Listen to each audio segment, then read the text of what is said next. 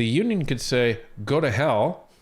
We're challenging your action and your ruling in court as a violation of our Charter of Rights as defined under Section 2D.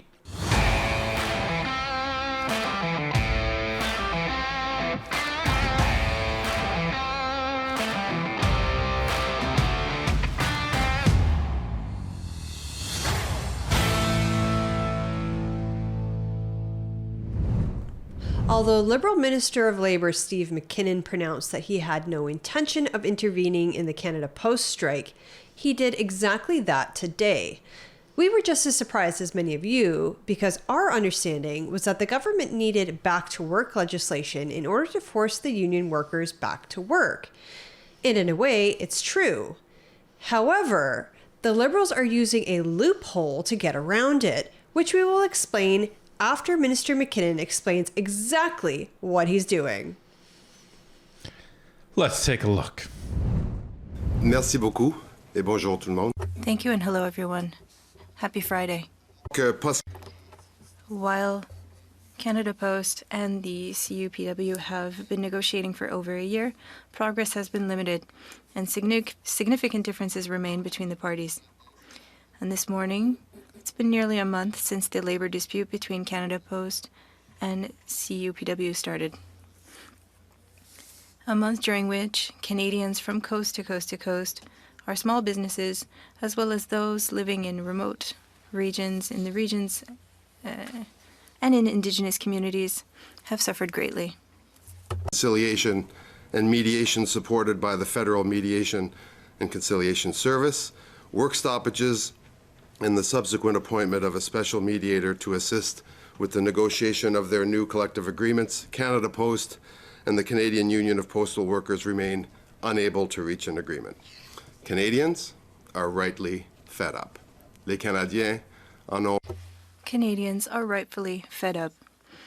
As Minister of Labour, I have a responsibility to protect Canadians in the public's interest by maintaining industrial peace while respecting the rights of the parties involved in this dispute. That's why I'm here today to announce that I'm bringing forward a solution to promote conditions conducive to resolving this labor dispute and thus protect the interests of all Canadians. Parties been able to show any progress towards an agreement.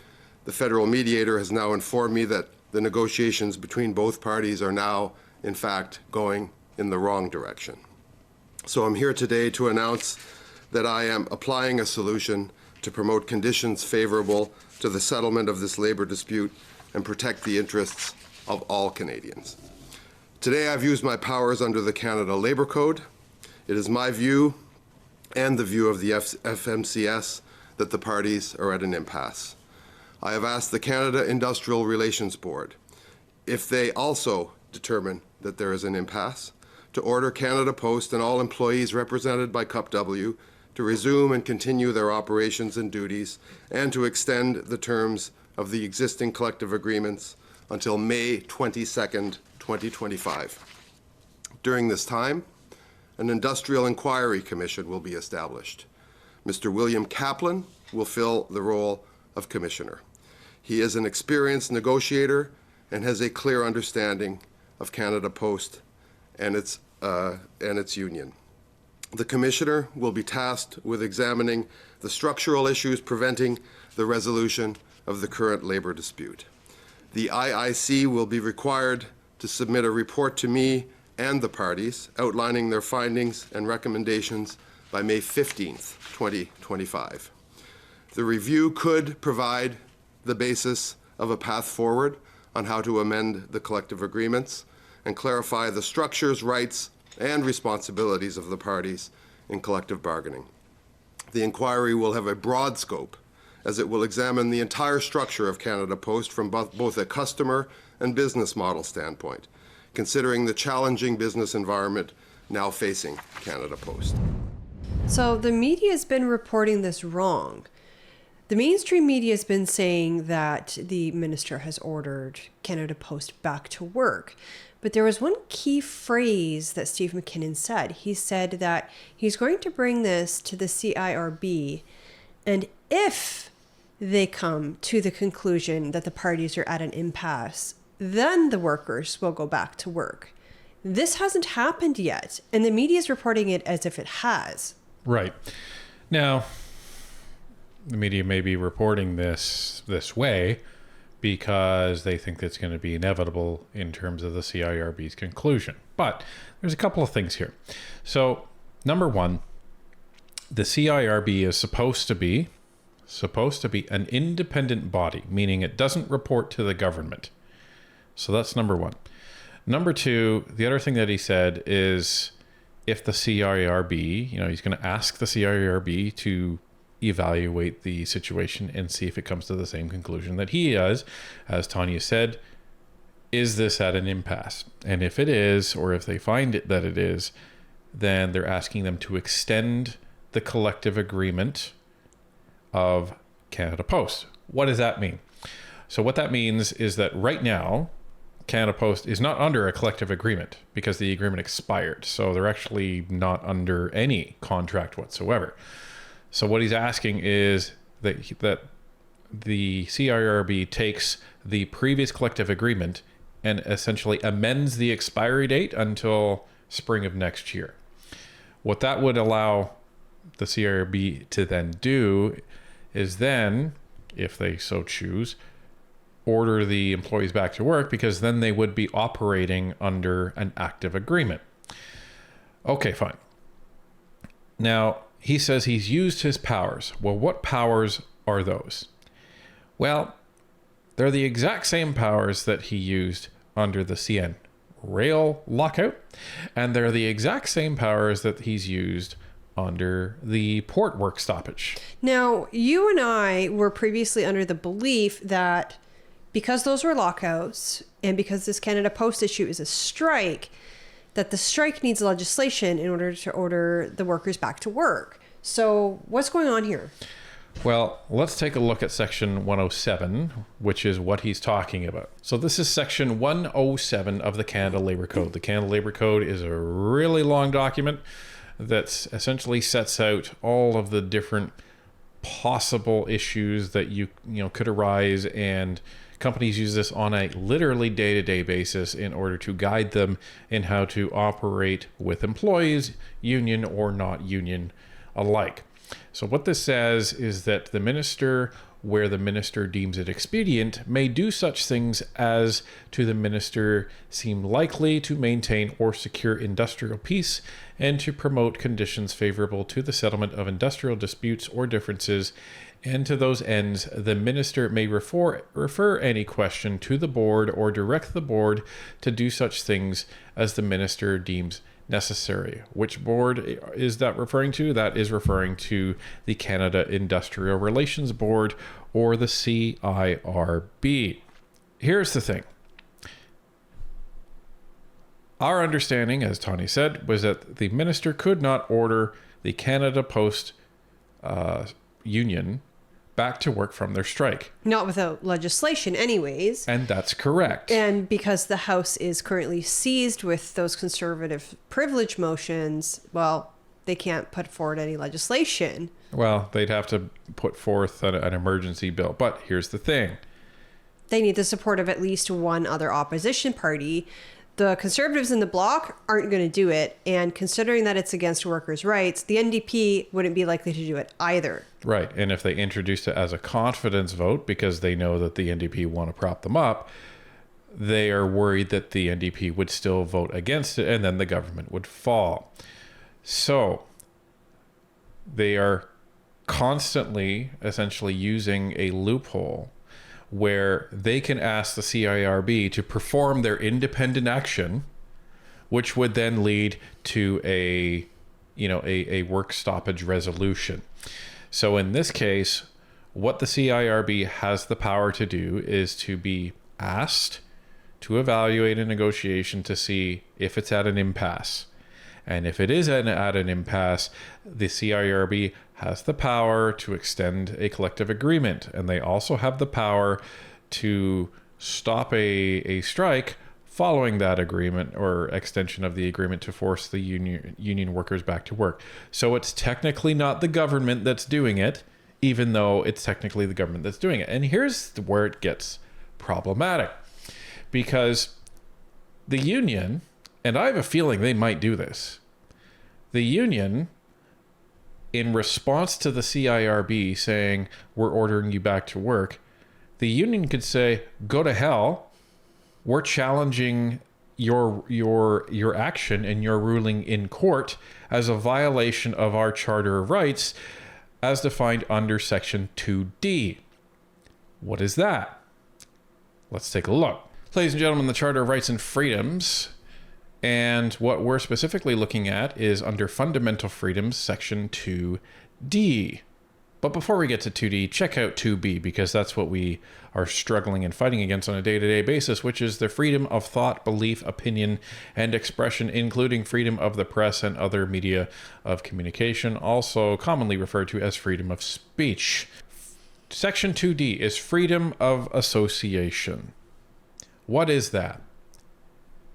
That essentially is the freedom to belong to whatever association that you wish, including unions, and taking part in any activities within those organizations as long as they are not unlawful.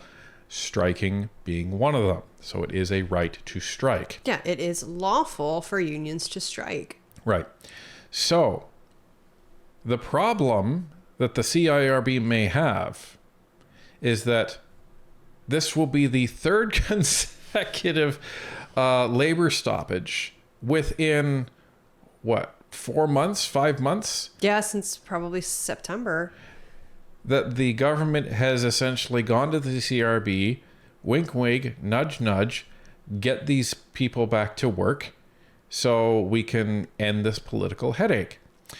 And if the CRB essentially does that again, the Canada Post Union can say, listen, this is now becoming precedent, and this is a violation of Section 2D of our Charter of Rights and Freedoms. So the union could actually take this to court and challenge it, and they might win.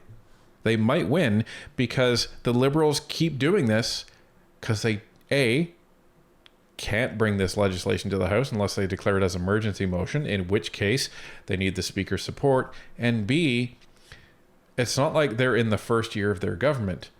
They're in the dying year of their government. They sure are. And the NDP has already said, we're not going to vote with you, which means they have to rely on the Bloc and the Conservatives. Good luck. So any motion that they bring to the House would probably get voted down anyway. And then they have even more egg on their face. So this is the issue.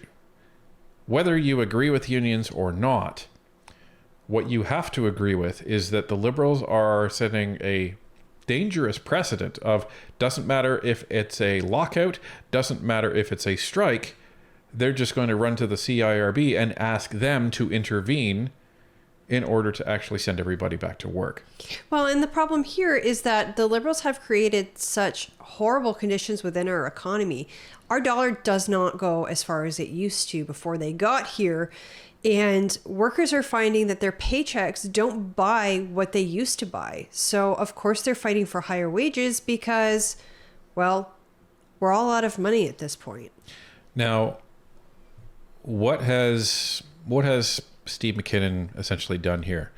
So, as incompetent as this government is, this is a politically shrewd maneuver here. Because what has he done? Well, he's extended the collective agreement, I believe, until May of next year. I think that's what he said. Yeah, May 22nd, if I'm not mistaken. Which is very close. Very close. It's about less than a month away from where the government would normally rise for the summer. What does this also mean? Well, it means that they get to kick the headache of the Canada Post strike so far down the road politically, it's probably not going to hurt them.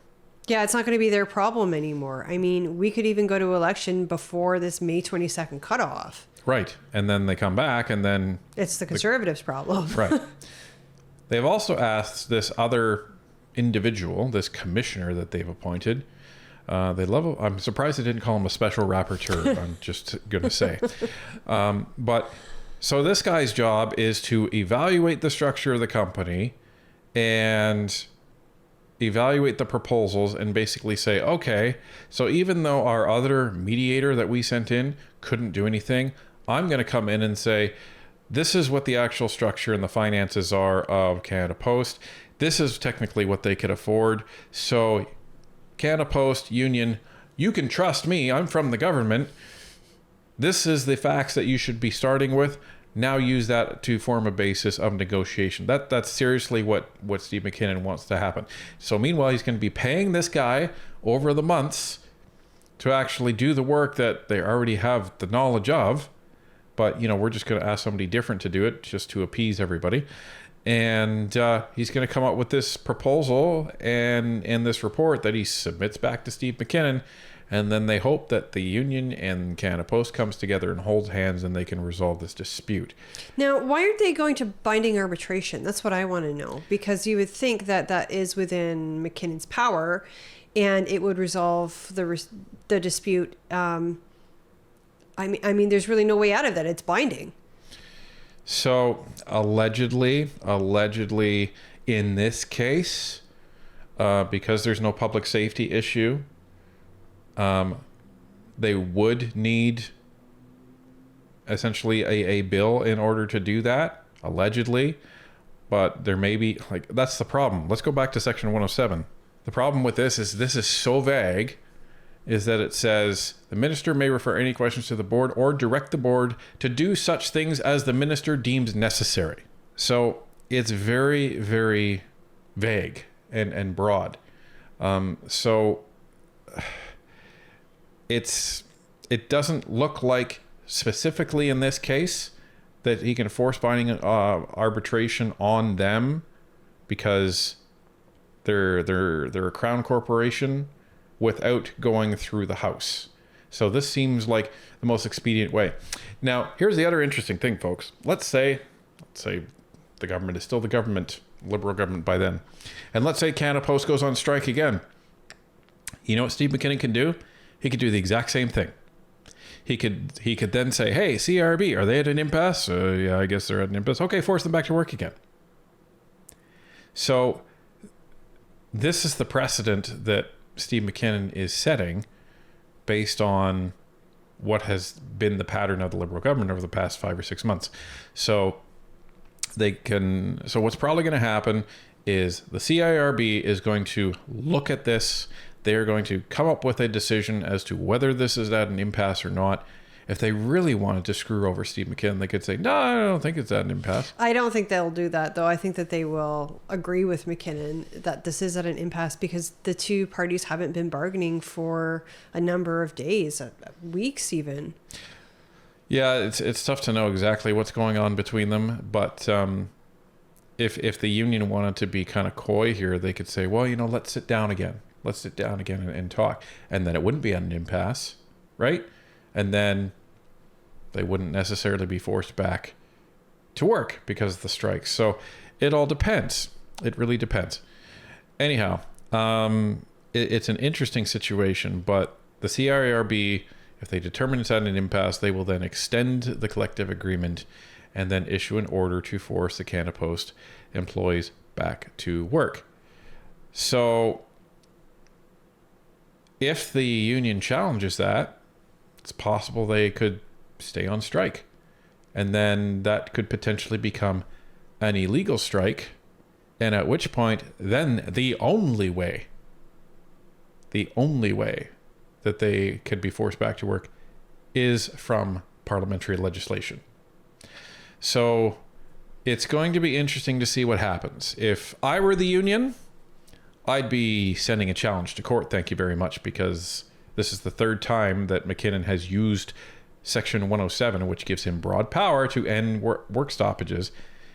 And I'd be doing that. And if I was the employer, I'm still going to be really annoyed because I have all of these employees that are going to be really ticked off, and you're going to have problems with management. And so this is not a good solution for either party. The only good solution this is for the Liberals, because they get to end this political nightmare for them. They don't care about the small businesses that have lost the majority of their holiday sales at this point, and they get to kick this down the road and hope that the Conservatives pick up the mess.